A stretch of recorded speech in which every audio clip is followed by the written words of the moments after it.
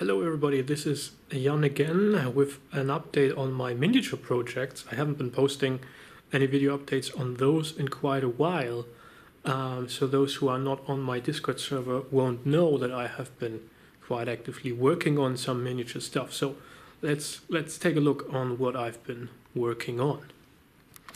Just switch the camera around, sorry for the wiggling here.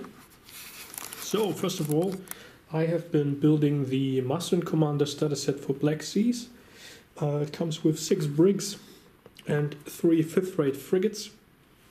They are resin models, and well, I've painted them, assembled them, painted them. I've not used the paper sails that come with the starter pack, but rather well, some textile I had around, painted that up with a sort of bone white, I think, and yeah, applied it. They are a bit stiff, so maybe I have to redo them slightly, like maybe wetten them a little bit and bend them and glue the lower end to the mast as well. I've only applied the standing rigging, and I don't have applied the red lines. There are some printed red lines on plastic foil, which I do not really like, so I haven't done that. I might get some 3D printed red lines in the end, or some of these frames to glue them from actual thread. Okay, or thread rather. Then I have drilled little holes in these ships. Maybe you can you see them? Let me, no, I don't think so. Anyways, I drilled a 1 millimeter diameter hole in the deck so that flags can be applied. Oopsie. Let's take a look at this model. You can see there's a little 1 millimeter brass wire I used. Printed the flags, applied them with wet glue, and you can also take this one off. And so those ships can serve multiple scenarios, right? They are not fixed on being a British ship or whatever. Next, I made this nice mat, which is an ocean mat. The starter pack comes with a paper sheet, which has sort of a darker Atlantic, let's say, side and a lighter Caribbean or Mediterranean side, so to say.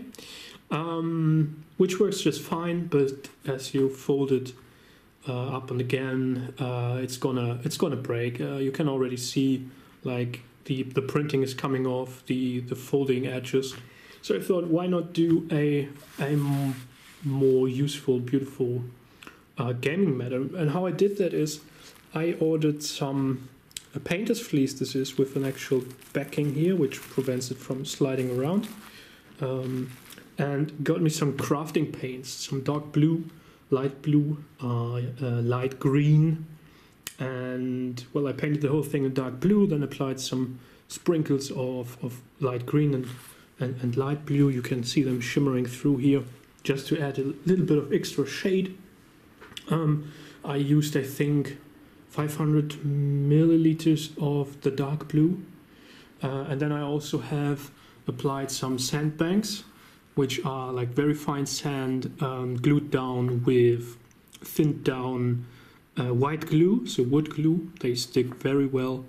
And then after that, I went over the whole thing with silicone. This is just the custom silicone you get from the crafter's shop, and I think so far it holds up very well. You can roll it up, and so far it does not break. I think I have applied 5 standard tubes, just for the base coat, and then went over with 1 additional coat to create these sort of wave lines here, and applied all that just with you could do it with a spatula, but I did it just with some cardboard I had laying around, right? So then I also built some islands. You can see them here, basically the same procedure.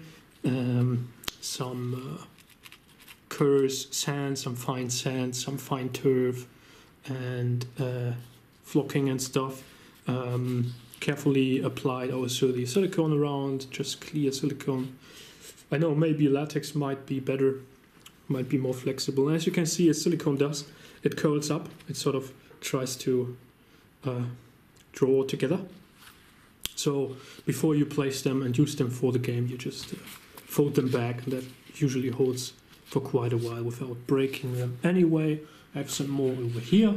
Got me some 3D printed gadgets here. I mean, these are metal though.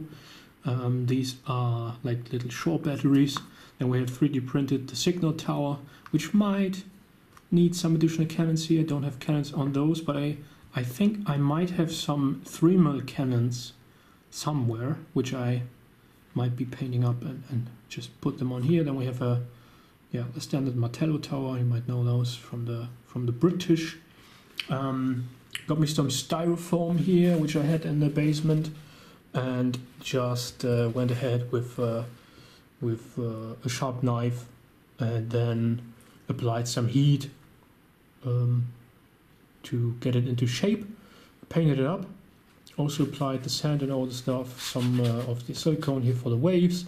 Some flocking on top, and there you go. What I want to add to those is a harbor. I don't have a harbor so far. So a tiny harbor might be cool for some of the scenarios. And then recently I got me a bunch of batteries and these LED lights, which are called like candlelight LEDs. So they basically have two LEDs integrated in them. Let's see if that's not too bright. No, it should be all right. So in this light there are two little LED lights, one bigger, one smaller, and they have an integrated resistance, so that makes them flickering in an irregular frequency.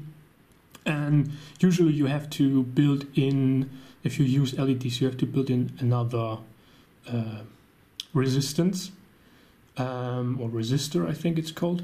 But as I'm using a 3-volt batteries here, that should be just fine, and they should work for a long time. These LEDs here, I just sort of bend the wiring so that I can just apply the LED to the battery. As you can see here, just stick the, oops, let me get that a bit better for you here, maybe so. Now let me switch the mode I'm in. Can I go to a different scene? Not quite sure if that's possible.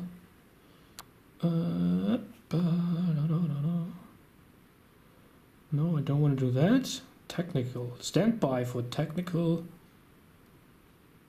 Not possible to change back to the mode now? Are you kidding me? Maybe I need to autofocus. Okay, maybe that works. Does it work so? There we go. Okay.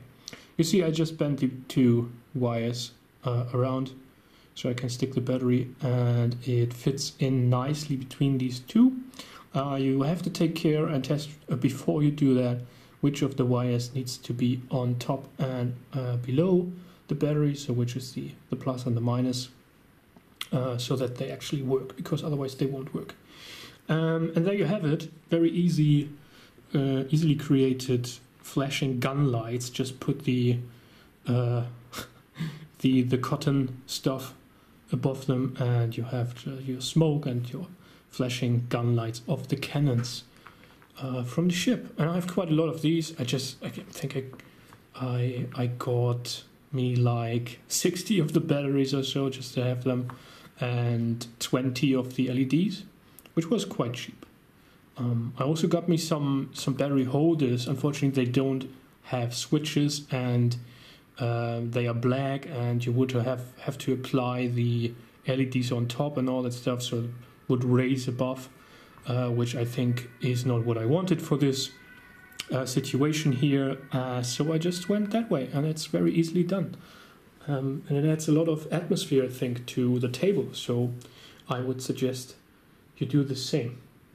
Oh, and over here you can see all the flags I've done so far. So these are standard, British Red Squadron, White Squadron, early US American flag, Spanish, and the French Republic. I think I also have some potentially for the French Royalists, if I want to do those. And what I'm missing, though, I might also try to find some for Portuguese and Swedish, Danish fleets and so on. So that might be something to add on later, and maybe some more ships, right? Anyways, now I did something I haven't done before, and I should probably hide the background away. I have painted a 75mm miniature here, which is a Viking shield maiden, which was quite scary to me, I must say, because I've never painted such a large miniature before. Really, I haven't painted anything above 3mm. Had to assemble her, like the hands with the shield and the axe had to be glued on. Everything else was a very solid resin print. I ordered it online, and then I went in and tried my best at painting her in various layers so that I get the shades. Applied some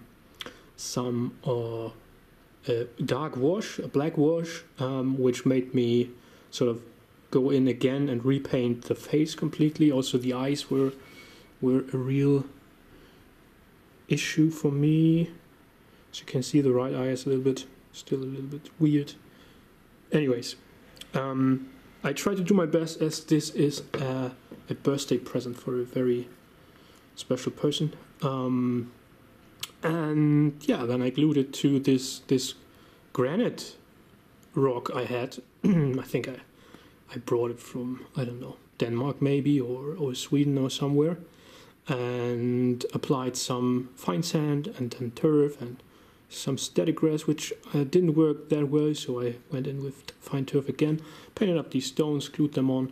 I think it creates a nice little scenery as a base. So this will just be a sort of collector's figure, not for actually playing war games. And I think the light and the focus aren't really getting it out here, but yeah, I'm quite positive about the result. I like it. I had it on my desk for quite a while now, and will actually sort of miss the model. Anyways, as I said, this goes to a very special person, so that's great. Okay, next I have been working on 3mm. I have 5 3mm Napoleonic armies, and to my shame I must admit they are still unfinished. I have finished the Russian army, as you know. The Austrian army is also done, although I haven't done a video on those yet. And what I want to do next is start working on the French, so that I can at least do some Austerlitz kind of stuff, and then work on the British, or rather the Allies, and the Prussians, right? Okay, anyways, as they are a bit more fiddly to work on, I thought I needed something to get me motivated again.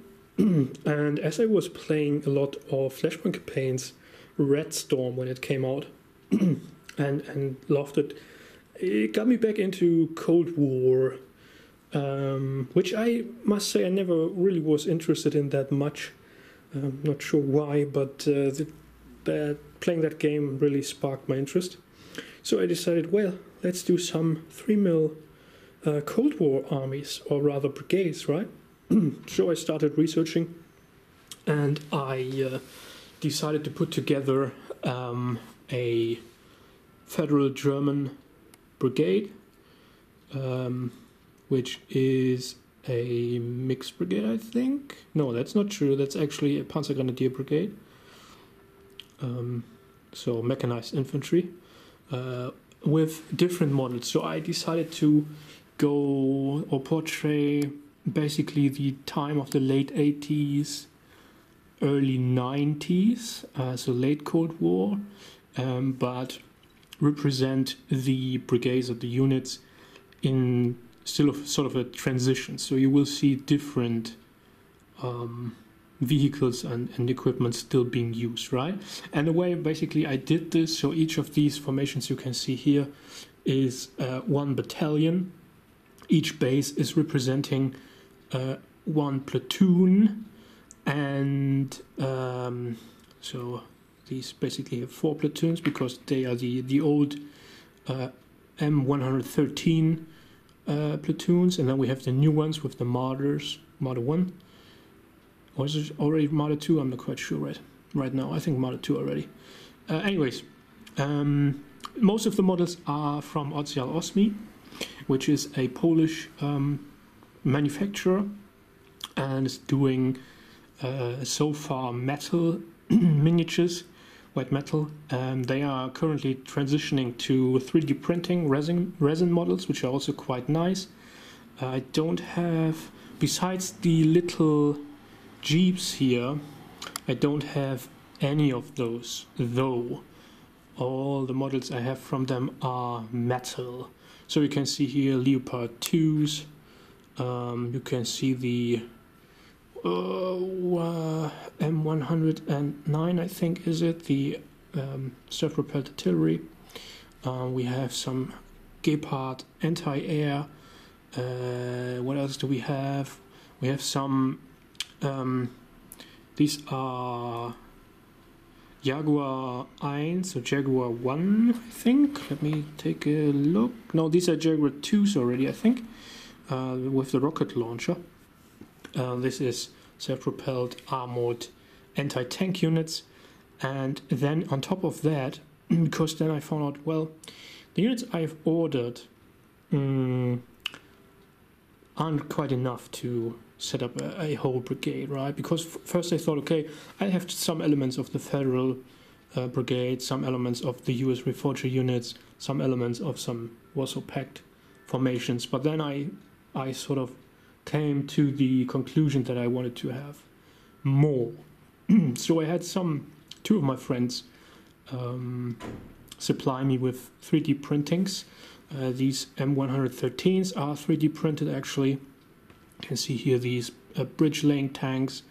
The Lux, which is a light armored recon vehicle, are 3D printed. These command vehicles are 3D printed.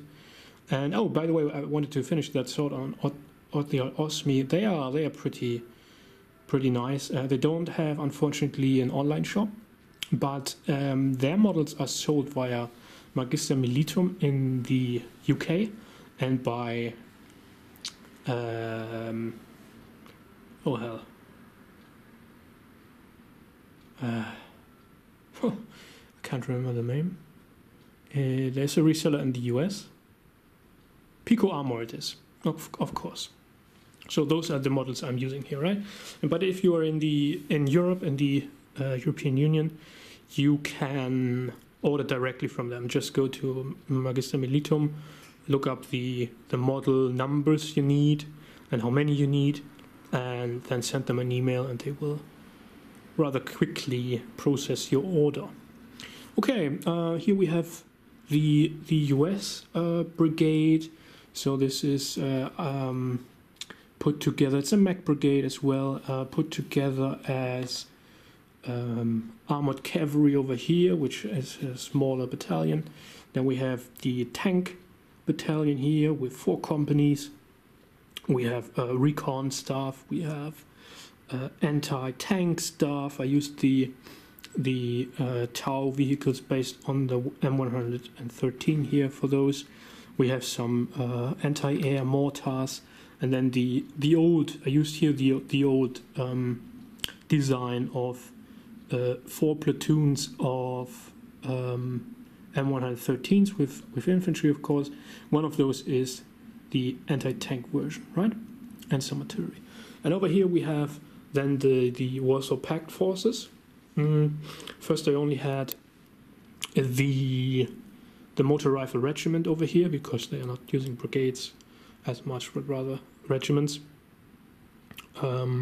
So mechanized with various different vehicles here, just to have some variety there. Then the independent assigned tanks.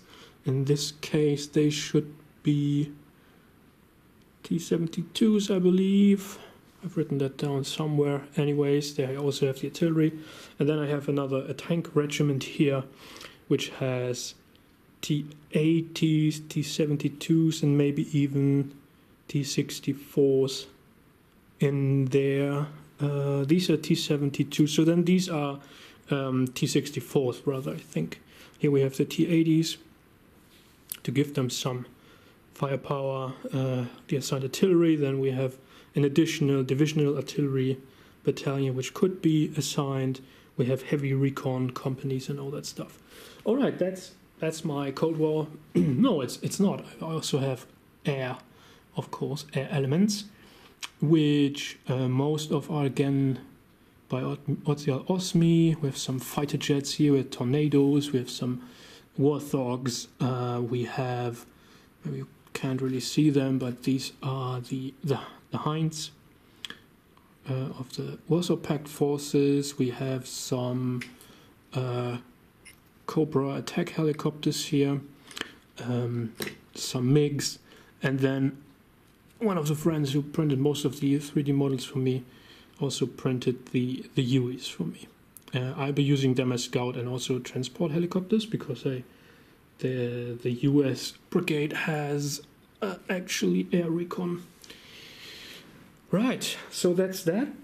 And then after that, I felt compelled to also do 2mm, which I hadn't done before. So I finally decided to do some 30 Years War stuff and ordered 2 battle packs from Irregular Miniatures. And you see one of them here, which contained the Imperial forces and the Swedish forces. However, and I got some additional Tercios and the massed pike blocks, which are usually not part of the battle packs. However, I did switch some units around to create armies which I could use for the freely available rules Tilly's Very Bad Day, which seem quite nice. I haven't played them, but read them several times, and they seem quite alright. I might change the I go, you go, and use some chitpool activation or whatnot. Right, so these cavalry bases could have more models, but I didn't want to order another portion of them, so I just said, okay, let's do some little dioramas here with the bushes and trees and whatnot, and make sure that both armies basically have enough cavalry to be used. So that would be heavy cavalry here, 2 rows, 3 rows. You could use them for different qualities or whatnot. We have the light cavalry, we have dragoons, some of them dismounted back here. And then we have a variety of different pike and shot units, just to add a little bit of flavor there. Some artillery and the generals. And the Swedish army, or rather the blue, I think you could just use them as red and blue armies. They basically have the same, in addition they have 2 units of commanded shot.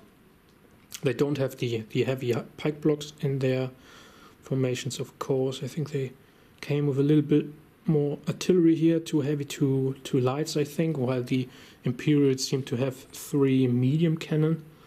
Yeah, and that's about that. These armored wagons were also part of the Swedish pack. Not sure I'll be using those. They don't have an equivalent in the rules I'll be using, but I just painted them up anyways. And the Tercios for some earlier battles. And that is about it. What I've done over the last few weeks, which I think all that went quite quickly, was quickly finished, although I had to wait in between for some of the 3D prints, because the friend of mine who sent them to me did print them for the first time, so we had to look up models, and those are meant to be printed at a much larger scale, so they're a little bit fragile, but the tanks work just fine. The anti Where do we have those guys? The anti-tank units. These. The rocket launcher broke off. I had to re-glue that on top. Same for the bridge laying tanks. The bridge broke off. The looks, they have no wheels, but you can't see it really. The wheels broke off. And was there anything else? No, I think that was about it. Everything else was just fine. So currently I'm working on the terrain, and you can see here I've ordered these quite a while ago. So this is 2mm, also from Irregular Miniatures, 2mm terrain, some tiny towns and mansions, windmills, farms, some city parts, churches. I think this is Hougomont, some larger bridges, some smaller bridges. I'm in the process of painting these up on the side as a side project, and I will be applying them to terrain boards. I want to have isomorphic terrain or isomorph terrain boards so that I can apply them modularly in any way I wish to. But I originally wanted these to be in a rectangular shape, like in the A4 format, because I had some very thin wood which I could use as a base layer. Then I glued on top 1 centimeter thick or thin styrofoam, cut them with a hot wire so that we're perfectly fine, so that I can sort of burn in riverbeds and stuff, and well, paint it up and apply well, this acrylic stuff for the rivers and flocking and whatnot. But I've come to the conclusion that I should probably do them square, because that's much more. It's much more easier than to reposition them, right? To use them modularly. But if I do that, I will need more of them, because I'm losing quite some space. And as you can see, these units are quite a lot. If I wanted to field them all at once, I need some space to deploy them. Same for the Napoleonic course I have created and am still working on. So that's about it. I hope you enjoyed this little update on the tinymen projects I've been working on. In the meantime, let me know what you think. Any feedback is highly appreciated. And also, if you have any more freely available 30 years war rules, which might be more innovative than classic Igo-Yugo, feel free to point them out to me, even if they are not freely available. I might want to take a look at those and check them out. I'm always keen to try, or at least read up about new systems I don't know about. Same with board games, of course. That's another topic. I should be doing much more board game videos again. I've been doing them quite a while ago, but should come back to those. The editing part is what sort of prevents me from doing that. Anyways, I wish you a very good day. See you very soon on any other video, and take care. Bye bye.